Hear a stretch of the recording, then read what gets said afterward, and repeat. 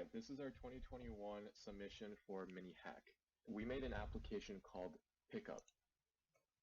It is extremely common for restaurants to make more food than they sell. Wasting food is not only a social or humanitarian issue, but also an environmental issue. When we waste food, we also waste all the energy and water it takes to grow, harvest, transport, and package it. If food goes to the landfill and rots, it produces methane, a greenhouse gas even more potent than carbon dioxide. U.S. restaurants generate an estimated 22 to 33 billion pounds of food waste each year. Furthermore, restaurants are protected legally when it comes to donating food.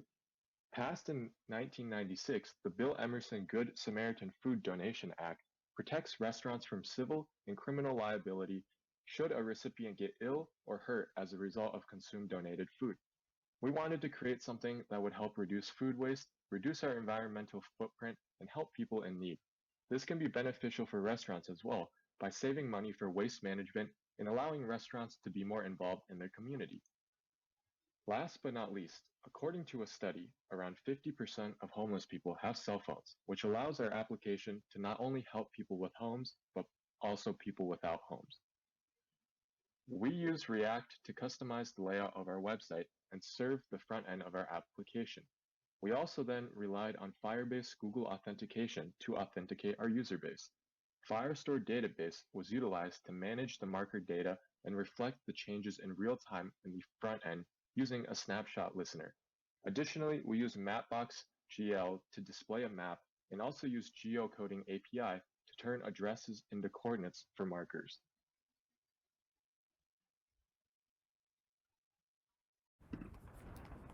Hi, my name is Tanush, and this is the demo video for pickup.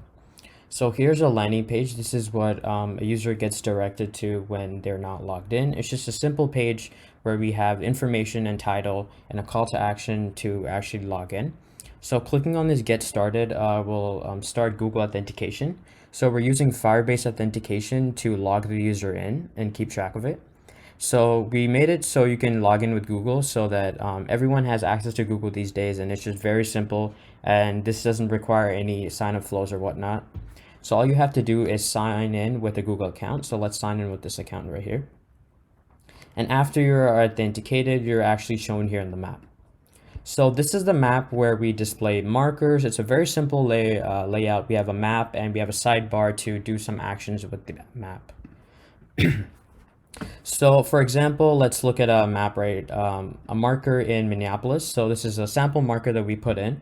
And basically here we can have a restaurant can put a marker such as this one where they can say that, oh, look, I have some food available, pick up at 4 p.m. And then they can have their address, and a user can actually, someone who is looking for this food can click on this and we can redirect it back to Google Maps where they can actually get directions and send it to their phones. So you can add as many markers as you want, and the map updates in real time. Because we're using Firebase Firestore snapshot listeners, we're using a webhook to listen to all the markers that are being added. So if a marker gets added anywhere, and a user adds it, it'll show up on our map. So let's actually look at adding the marker ourselves. So going to the sidebar right here, and you can click on this add button. So this will pop up a model to actually input information about the marker. So let's input information such as I'll pick some sample addresses and sample names. Here we can have address. So we're using Mapbox geocoding API to basically convert this address into location coordinates so that we can actually place them in our map. So after you filled out this form, the address, city, and all that information, you can also have extra information. This is basically going to do like pick up at 8 p.m. and such as, I have this food available, just more information to help the people who are actually looking for the food, get more information about that. So as you can see, we just actually added a thing. It was actually right here. So what we added was this one right here. So Tanusha's food place, that's the one we just inputted. And as you can see, the map actually updated in real time. And we can actually even, get more information clicking on the marker, get more pickup at 8 p.m. And we can also see kind of the address, and I can now get directions from my phone and go here and pick up the free food.